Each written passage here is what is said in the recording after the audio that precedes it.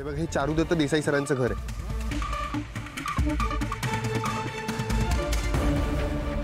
मी इथल्या सगळ्या CCTVचा अंदाज घेतलाय आणि ते हॅक सुद्धा केले.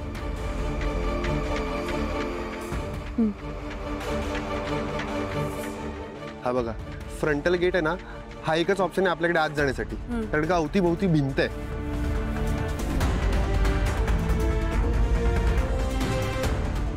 हा, मध्ये जाणं कठीणच आहे जरा.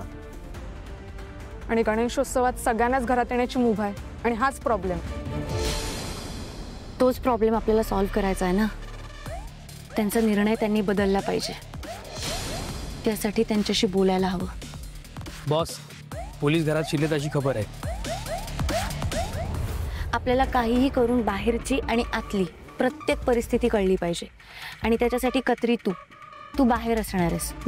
बाहेर प्रत्येक गोष्टीकडे तू लक्ष देणार आहेस. म्हणजे जेव्हा सामान्य माणूस आत जाईल त्यावेळेस तुला त्यांच्यासोबत जाता येईल, पण वेगवेगळ्या वेशात. जय हिंद. Yes boss.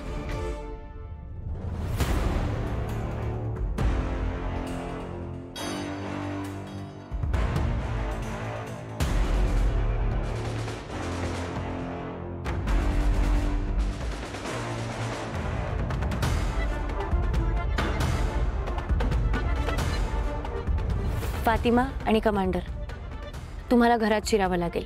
ठीक आहे? काहीही झालं तरी पूर्ण वेळ तुम्ही सरांसोबत राहायचंय, त्यांची सावली बनून. जेणेकरून जर काही दगाफटका झालाच तर तुम्ही त्यांच्या सोबत असाल, त्यांची ढाल बनून. Yes boss. निघा. जय बॉस. जय हिंद. तुम्ही काम का नाही झालं? बाकी लोक बोलतात. तू थांब रे जरा. संध्याकाळपर्यंत कामात आली पाहिजे, कळलं तुला? कृपा करावा आमच्यावर. ही बायको आहे माझी. अहो साहेब, 4 दिवस झाले पोटात अन्नाचा चण नाही हो साहेब, काहीतरी काम द्या. अहो सध्या गरज नाही आम्हाला नोकरांची. पोटात 4 घास जातील आमच्या घरी, वाटेल आशीर्वाद मिळतील. तुम्हाला काहीतरी काम द्या साहेब, आशीर्वाद मिळतील. त्या दोघांची जेवणाची सोय मी करतो. काय गोंधळ चाललाय? साहेब मोठे साहेब. 4 दिवस झाले साहेब. साहेब आम्हाला कामाची लय गरज आहे साहेब. बायको आहे माझी. 4 दिवस झाले पोटात अन्नाचं कण नाही साहेब, कामाला ठेवून घ्या आम्हाला. हो साहेब, मी खूप समजावून सांगितलं या लोकांना, पण हे लोक ऐकतच नाहीयेत. राहू दे रथम. हे बघ, सणाचे दिवस आहेत, गरजू वाटतंय. हा, घ्या कामाला. ठीक आहे. सविता, दे ना काहीतरी काम. जाऊ. घरामध्ये सगळीकडे कॅमेरे लागायला हवेत. एखादी मुंगी जरी यात शिरत असेल तरी तिची खबर आपल्याला कळायला पाहिजे. Yes sir.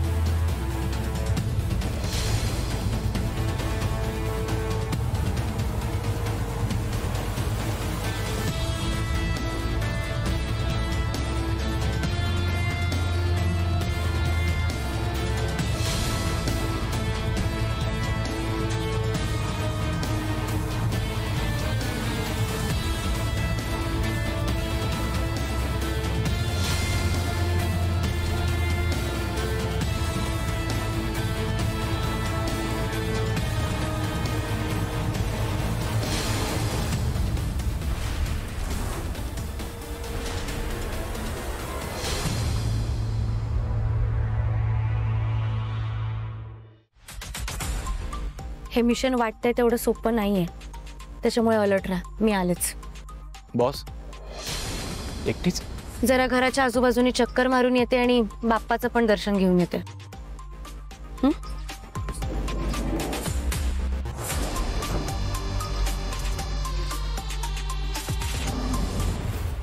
जनार्दन परब साहेब, गणपती बाप्पाने तुमची एक गोष्ट ऐकली बर का? जज साहेबांची सिक्युरिटी नाकारली.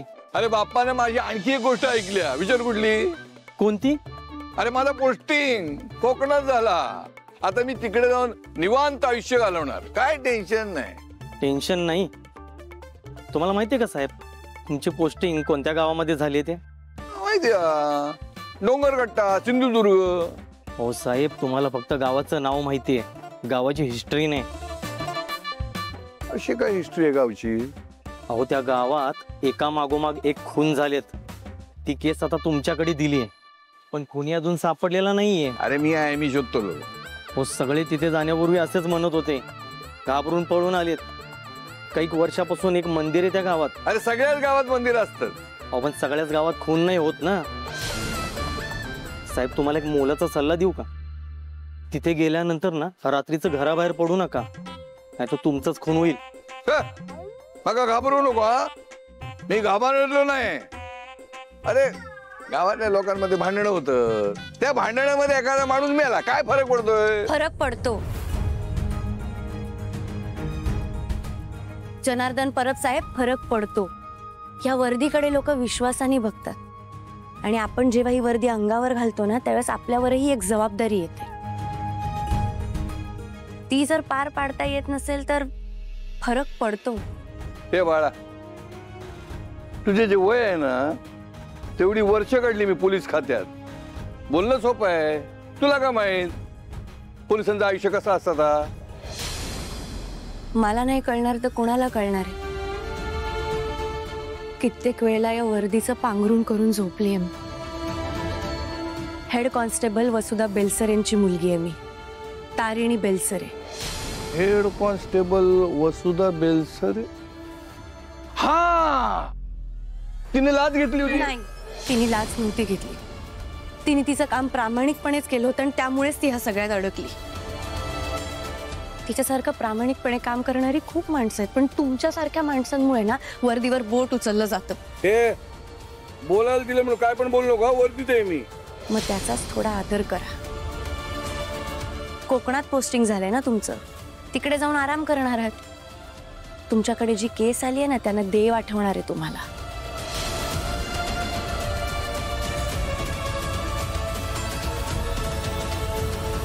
ते साळून घे. ह्या केस पद्धतीला काय माहित? अहो साहेब, नाव ऐकलं नाही का? तारिणी बेलसरे. शेवटी आईचं रक्त असतंच ना पोरीत.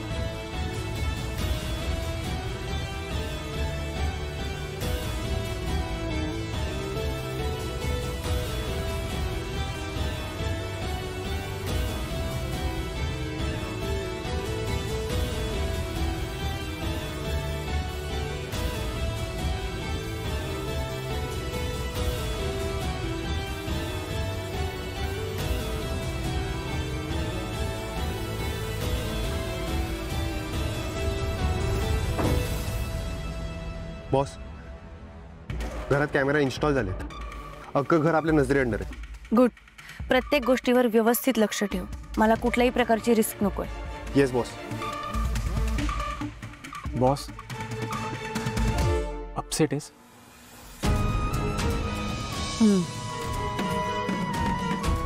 आईचा विषय निघाला ना तिकडे, म्हणून थोडं वाईट वाटलं. पण सगळ्यात जास्त वाईट कशाचं वाटतं माहितीये? प्रत्येक वर्दीतला माणूस ऊन पाऊस वारा न बघता दिवस रात्र एक करून सणासुदीचा दशावताराचं रूप घेऊन उभा असतो. पण काही जण तसे नसतात. काही वर्दीवाल्या माणसांना जेव्हा वर्दीची किंमत नसते ना तेव्हा त्या गोष्टीचं सगळ्यात जास्त दुःख होतं.